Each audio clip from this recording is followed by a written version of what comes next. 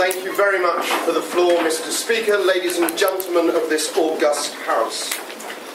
The palaces of the rich are built with the bones and cemented with the blood of the exploited migrant workers. The time has come for the profiting from their misery to end. That is why we stand proudly to affirm the resolution that governments should grant citizenship to illegal immigrants who report workplace exploitation. We have a number of things we would like to talk to you about today. The first is that we bear the responsibility for this suffering. Our governments, our citizens, our employers. It is therefore our moral responsibility to do something about it. Secondly, that citizenship is effective as a form of compensation, and it is the right form of compensation for these individuals and for us in the rich countries. My deputy will talk to you about the positive effects of our policy, how this will reduce illegal immigration whilst at the same time not creating a perverse incentive for increased illegal immigration, how it will assist in the fight against international organised crime structures, and most importantly, how this will fundamentally shift the perception of citizens in rich countries towards those immigrants who are currently seen as job stealers and dirty criminals. We say those are all things our policy can go a great way to solving, and we are happy that they do so. Before we get into our justification, our policy is simple and it is clear. Any illegal immigrant engaged in any form of labour, be it white labour in the white economy or illegal labour in the black economy, who reports workplace exploitation will be granted full citizenship. There is a caveat to this. That report must be externally verifiable. We think that is essential to prevent a rash of false reporting by illegal immigrants purely for the benefit that citizenship would confer. We don't think there's much to dispute in the policy, so we'll get straight into the justification.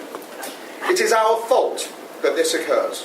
We cannot deny that we all benefit from the suffering, from the misery, but most of all from the labour of these illegal immigrants. I have told you already that our riches are built on their blood and on their bones. We have turned a blind eye in the past as governments to this kind of labour because it benefits us economically. We give you the example of illegal migrant workers in the California vineyards. We know who they are, we know where they are, we do nothing about it because the cheap labour is more essential to our economy than their rights. We say no longer, Mr. Speaker. We say, secondly, the reason we turned a blind eye to this in the past is because that there are costs to us, the state, of deporting these people, that we simply lose out twice. Again, we say that is no longer enough of a justification to allow this misery and this suffering to continue. If these crimes in the status quo are reported at all, and we say very often they are not, because the immigrants themselves fear the threat of deportation, we remove that disincentive which allows the abuse to be perpetuated and to be increased. We say that's fundamental to our justification in this debate.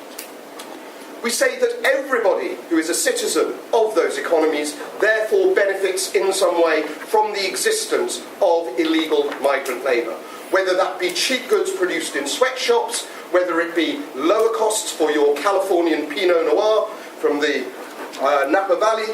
We are all recipients of the benefits. We therefore bear a moral responsibility to hold our governments to account, to say, not in my name, not any longer. We have never been allowed suffering of our own to occur simply for our benefit. Why is it okay to exploit the people who are already the most exploited in the world? They come from the poorest nations. They come seeking a better life. They face years of being beaten, of being sexually abused in the homes in which they work, of having no access to labour rights, to minimum wages and things like that. No longer and not in our name. Why is citizenship the right form of compensation? Firstly, we say it is what these people most want. It is the reason they came to our countries in the first place. It is the lie that was sold to them by the illegal gangs who traffic them into our countries. The promise of citizenship. Hand me your passport, I'll get you your visa. Which never then appears. We say if you give people the right incentive and you remove the disincentive for reporting the crime, then axiomatically more of these instances of abuse will be reported and successfully prosecuted. That means fewer abuses happen. All good things. We say, secondly, that it's clear and it's simple to understand. We can publicise in rich countries that this is what you will get in return for reporting this abuse. So we say there will be nobody left in the dark, nobody who feels that they cannot access justice where justice is needed. We say, thirdly, it's very, very difficult for these people to go back. We might think deporting them is a simple matter, and for us it might be absent the costs. But for them it's never simple. They are sent back to countries where they are abused, where they have fled political restriction or justice that is corrupt, that imprisons people for expressing freedom of conscience and things like that. We say the amount of time some of these immigrants have spent in our countries working illegally already makes them stakeholders in our state. They have a right to be protected from the worst abuses. They are, as I've already said, the most disenfranchised, the most exploited and the most abused. Any government acting responsibly would seek to address that abuse and to help those people who cannot help themselves. We say, thirdly, that when they are returned to the countries from which they come, there is a lack of provision within those countries. So abuse, harm, exploitation continues, is exaggerated, is magnified. Their lives simply get worse. We cannot, in all good conscience, stand by and say, we would never allow this for our citizens, but it's fine for you as long as you keep boosting our GDP.